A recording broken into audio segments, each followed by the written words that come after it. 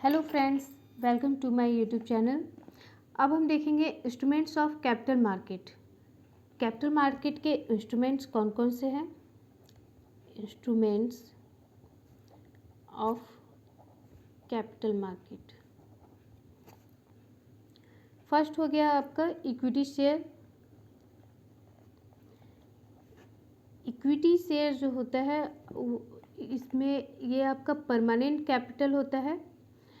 ये आपका permanent capital होता है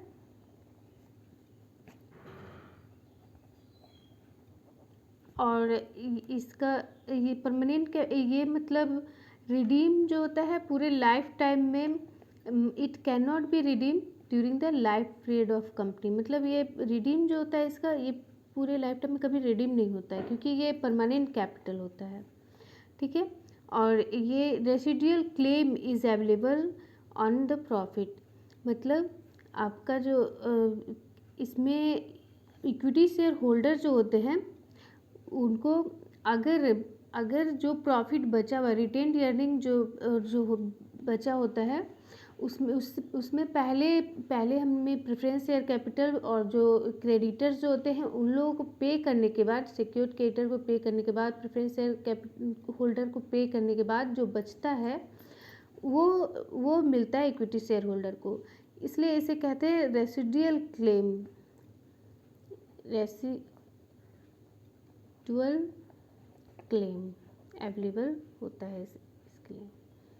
और हम देखेंगे नेक्स्ट इसका क्या पॉइंट है। Equity share holder also enjoy residual right of ownership on the asset of company. मतलब अगर कोई कंपनी डिसॉल्व होता है तो उसमें सबसे पहले क्रेडिटर्स, सिक्योर्ड क्रेडिटर्स, फिर प्रेफरेंस शेयर होल्डर, उसके बाद इक्विटी शेयर होल्डर के पास राइट होता है कि वो उस कंपनी के एसेट को एंजॉय कर सकती है। और फिर वोटिंग राइट होता है और हम प्री इम्पटिव राइट होता है।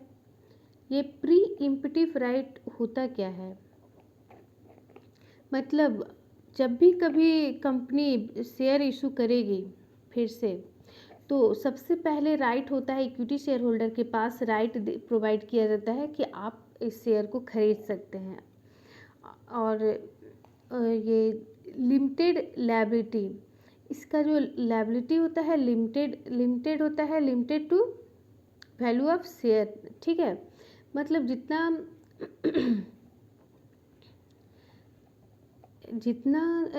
का आपका शेयर का वैल्यू है उतने के लिए आप लायबिलिटी होंगे, उससे ज़्यादा नहीं। तो लिमिटेड लायबिलिटी होता है इक्विटी शेयर होल्डर। और फिर सेकेंड इंस्ट्रूमेंट हो गया आपका प्रेफरेंस शेयर। प्रेफरेंस शेयर के बारे में हम देखेंगे क्या होता है ये। तो ये इसमें आपका होता है फिक्स रेट ऑफ डिविडेंड मिलता है, इसमें फिक्स्ड रेट ऑफ डिविडेंड। और जब लिक्विडेशन होता है यानी at the time of liquidation A priority in the repayment of capital over equity share holder. मतलब हमें इक्विटी शेयर होल्डर से पहले राइट मिलता है ये जो उनकी कैपिटल को रीपेमेंट का। ठीक है, तो प्रायोरिटी मिलता है रीपेमेंट ऑफ कैपिटल में और इसका नो वोटिंग राइट। लेकिन प्रेफरेंस शेयर होल्डर के पास वोटिंग राइट नहीं होता। और ये आपका हाइब्रिड टाइप ऑफ सिक्योरिटी होता है। मतलब hybrid type of security means मतलब इसमें इक्विटी एंड डेब्ट का, इक्विटी का भी कुछ क्वालिटी होती है और डेब्ट का भी कुछ क्वालिटी होता है। कैसे? इक्विटी की तरह ये भी प्रेफरेंस शेयर का भी, ये भी इसमें भी share holder equity share holder की तरह ही प्रेफरेंस शेयर होल्डर का भी ये आप शेयर होता है। और डिवेंचर में जैसे इंटरेस्ट मिलता है, प्रेफरेंस शेयर होल्डर को डिविडेंड मिलता है। ठीक है, तो इसमें दोनों का, इसलिए इसे हाइब्रिड टाइप ऑफ सिक्योरिटी बोलते हैं। बस इसमें वोटिंग राइट होता है इक्विटी शेयर होल्डर के पास, लेकिन प्रेफरेंस शेयर होल्डर के पास वोटिंग राइट नहीं होता। लेकिन बाकी सारे इक्विटी की तरह ही इसमें भी ट्रीट किया जाता है, लेकिन प्रेफरेंस शेयर होल्डर को प्रेफरेंस मिलता है। अब देखेंगे डिबेंचर। डिबेंचर क्या होता है? ये एक डेब्ट इंस्ट्रूमेंट है। ये matured after a specified period, इसमें मेच्योरिटी डेट दिया रहता है, एक टाइम पीरियड के बाद ये मेच्योर्ड होता है, एक स्पेसिफिक पीरियड में मेच्योरिटी होता है इसका। और इसमें फिक्स्ड रेट ऑफ इंटरेस्ट होते हैं, फिक्स्ड रेट ऑफ इंटरेस्ट होता है इसमें। नो वोटिंग राइट्स, इसमें भी वोटिंग राइट्स नहीं होता है। और priority of claims on asset of company, इस और सबसे पहले प्रायोरिटी मिलता है डिवेंचर होल्डर को। मतलब अगर कंपनी डिसॉल्व होती है तो सबसे पहले डिवेंचर होल्डर को, सबसे पहले तो सिक्योर्ड क्रेडिटर, फिर डिवेंचर, फिर प्रेफरेंस शेयर होल्डर, फिर इक्विटी शेयर का बारी आती है, तो इससे प्रायोरिटी मिलता है। और अब हम देखेंगे secured premium note, 4th number, secured premium notes, यानी एसपीएन क्या होता है? सिक्योर्ड प्रीमियम नोट जो है ये सिक्योर्ड डिवेंचर होता है जो कि रिडीमेबल एट प्रीमियम होता है, मतलब प्रीमियम पे रिडीम होता है। और जब ये इशू होता है तो इसके साथ वारंट वारंट मिलता है। मतलब आपको जब इशू होगा तो इशू में आपको वारंट दिया जाएगा और उस वारंट में लिखा रहेगा आप इस डेट को आइए, आपको शेयर मिलेगा, ठीक है। लेकिन अगर उस डेट को आप नहीं गए तो वो लैप्स कर जाएगा। तो शेयर, इक्विटी शेयर, अगर कभी भी इक्विटी शेयर इशू होता है चाहे कुछ, तो उस डेट दे दिया जाता है कि इस डेट को आप आइए, आपको इस शेयर हम देंगे। तो issue with A detachable warrant and redeem कैसे होता है? रिडीम एट प्रीमियम पे रिडीम होगा, ठीक है। इशूड एट डिटैचेबल वारंट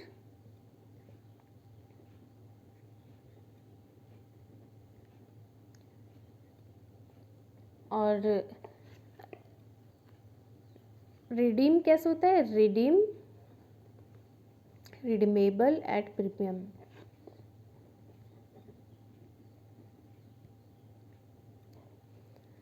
फिर हम देखेंगे नेक्स्ट हो गया आपका fully convertible debenture with interest. मतलब ये आपका जो फुल्ली कन्वर्टेबल डिवेंचर होता है ये एक टाइम के बाद आपका इक्विटी शेयर में कन्वर्ट हो जाता है। कन्वर्टेबल डिवेंचर विथ इंटरेस्ट, और जब तक ये डिवेंचर फॉर्म में होता है आपको इंटरेस्ट मिलता रहेगा और एक टाइम के बाद ये एक स्पेसिफिक पीरियड के बाद अगर आप जाते हैं तो ये इसको आपको कन्वर्ट कर दिया जाता है इक्विटी शेयर में। स्वीट इक्विटी शेयर क्या होता है ये हम देखेंगे। ये नेक्स्ट इसका इंस्ट्रूमेंट है स्वीट इक्विटी शेयर।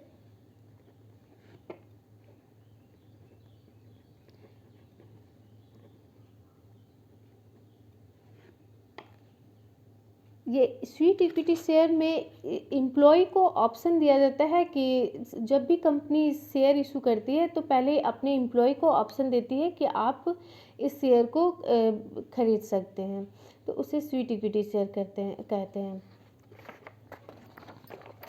और जब वो जब भी कोई एम्प्लॉय शेयर को खरीदेगा तो उस शेयर के लिए उसे प्रॉफिट भी दिया जाएगा। तो वही कहती है कंपनी कि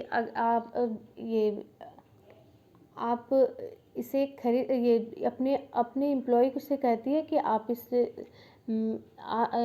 शेयर को खरीद सकते हैं और प्रॉफिट में आप पार्टिसिपेट बन सकते हैं। अब हम ये हो गया। ऐसे तो बहुत सारे हैं कैपिटल के इंस्ट्रूमेंट, मनी मार्केट के, कैपिटल मार्केट के इंस्ट्रूमेंट, लेकिन हम जो इम्पोर्टेंट है वो मैंने करा दिया है, ठीक है। अब हम देखेंगे government security market. Government security market क्या होता है? जीसेक, जिसे हम शॉर्ट में बोलते हैं G Sec market, government security market. एक government security is a tradable instrument issued by the central government और द स्टेट गवर्नमेंट। ये इशूड किया जाता है सेंट्रल गवर्नमेंट और स्टेट गवर्नमेंट के द्वारा, ठीक है। और ये जब भी स्टेट गवर्नमेंट या सेंट्रल गवर्नमेंट को पैसे की रिक्वायरमेंट होती है तो गवर्नमेंट वो अपनी सिक्योरिटी को इशू करती है। और ये जो सिक्योरिटी होता है ये जनरली टी बिल हो सकता है, या फिर जनरली टी बिल होता है और शॉर्ट टर्म में, और ये इसका मैच्योरिटी पीरियड आपका 1 साल का होगा। और अगर लॉन्ग टर्म के लिए अगर गवर्नमेंट अगर इशू करती है तो वो बॉन्ड इशू करती है या डेटेड सिक्योरिटी इशू करती है। मतलब या तो बॉन्ड इशू करेगी लॉन्ग टर्म के लिए, बॉन्ड या डेटेड सिक्योरिटी, या और अगर डेटेड सिक्योरिटी जो होता है वो उसका मैच्योरिटी पीरियड जो होता है 1 साल या 1 साल से ऊपर रहेगा, और या तो जनरली बॉन्ड इशू करती है। तो ये हम देखेंगे जीसेक में क्या होता है। जीसेक आपका जब भी गवर्नमेंट को ज़रूरत होती है, पैसे की रिक्वायरमेंट होती है, तो वो शॉर्ट टर्म के लिए टी बिल इशू करती है। शॉर्ट टर्म के लिए टी बिल इशू करेगी, और अगर लॉन्ग टर्म के लिए इशू कर रही है तो लॉन्ग टर्म के लिए बॉन्ड या फिर डेटेड सिक्योरिटी इशू करती है, डेटेड सिक्योरिटी। अब हम देखेंगे ये जीसेक के जो इंस्ट्रूमेंट क्या है। जो जीसेक जो गवर्नमेंट सिक्योरिटी के जो इंस्ट्रूमेंट होते हैं उसमें रिस्क नहीं होता है, उसमें कोई डिफ़ॉल्ट का कोई रिस्क नहीं होता है। और इसे हम इसलिए क्योंकि इसमें रिस्क नहीं होता है, इसलिए हम गवर्नमेंट सिक्योरिटी को हम क्या कहते हैं, इसको risk free gilt edge instrument, इसको हम बोलते हैं risk free gilt edge instrument, क्योंकि इसमें रिस्क नहीं होता। तो इसके इंस्ट्रूमेंट अब देखेंगे हम। पहला आपका हो जाता है टी बिल, जो कि हम पढ़ चुके हैं टी बिल क्या होता है। तो अब हम देखेंगे सेकेंड इंस्ट्रूमेंट आपका होता है cash management bill, cash management.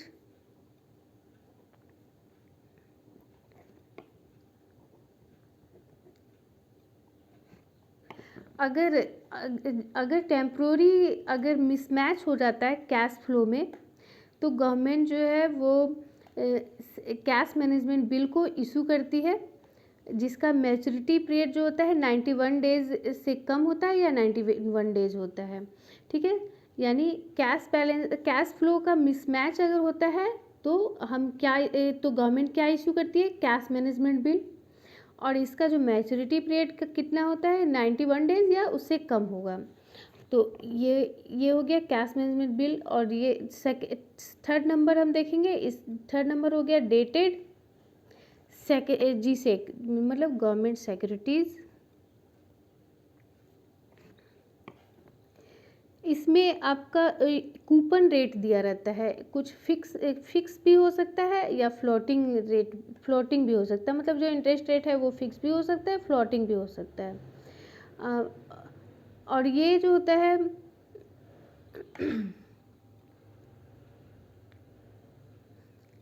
इसमें जो ये इंटरेस्ट रेट जो दिया रहता है वो फेस वैल्यू जो दिया रहता है उस पर दिया जाता है आपका। और इसका जो टेन्योर होता है, मतलब ये इसका मैच्योरिटी पीरियड जो होता है या तो 5 ईयर्स से 40 ईयर्स तक होता है इसका, ये लॉन्ग टर्म होता है इसलिए।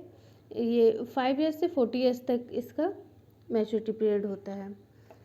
और हम देखेंगे ये सब जो है इसमें इसके आपके और डेटेड जीसेक के बहुत सारे इंस्ट्रूमेंट हैं, इसमें बहुत सारे चीज़ आ जाते हैं, वो हम देखते हैं। एक होता है fixed rate bond. Fixed rate bond जो होता है उसमें कूपन रेट फिक्स्ड होता है, पूरे लाइफ टाइम के लिए उसमें फिक्स्ड रेट पे इंटरेस्ट मिलता है, फिक्स्ड रेट बॉन्ड। और एक होता है फ्लोटिंग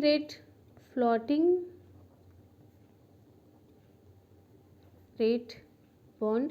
इसमें आपका जो कूपन रेट होता है फ्लॉट करता है, मतलब फिक्स्ड नहीं होता है इसमें, ठीक है। और अब देखें zero coupon bond. Zero coupon bond,